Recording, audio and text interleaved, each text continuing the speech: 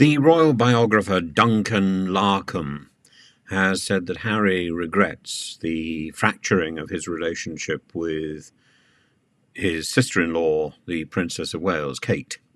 And at one point, she and Prince Harry enjoyed a very close bond, and the public bombshell allegations about his relatives in the book Spare, I suppose, didn't help, but I think the relationship itself had fractured before that point. They fractured at about the time when Harry was getting married, and I don't think Spare helped. I think too much emphasis is placed by the media on Spare, which is an extraordinary book. It doesn't quite have the voice of the prince, and it doesn't quite have its own identity. It's tittle-tattle. And I can well imagine the recordings that were made in advance of the writing of that book, and I can well imagine the goading that must have gone into it. And I think Prince Harry has a vulnerability and a desire to please, which I think could easily be manipulated by an overzealous journalist. And in the case of Spare, I think there's a lot of overzealotry that has gone into the penning of that memoir. There's a lot of stuff there that should have been pruned, and I think Harry has been unnecessarily garrulous, and that is his failing. Not that he's been vicious, and not that he's been unscrupulous in any way, but he's been garrulous.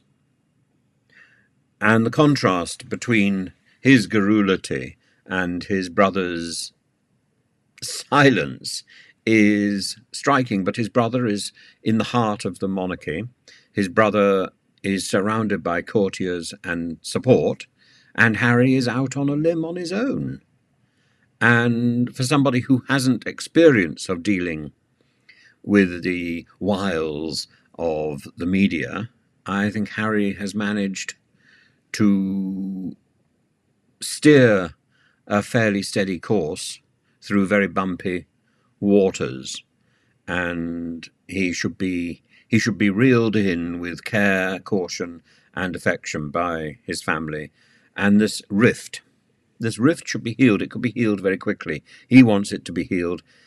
There's enough hints that he's keen to come back and play his part, and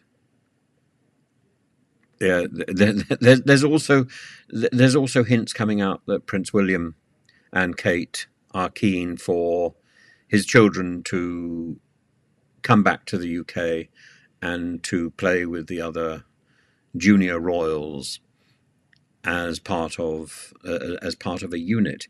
That unit can easily be restored, and at a time when the king is facing cancer treatment, at the time when the Princess of Wales is facing cancer treatment, and the Duchess of York, I think it's time to build bridges, mend fences, and all those metaphorical repairs should be effected as fast as possible, and by the people who have the power to do so. It's not Harry coming grovelling.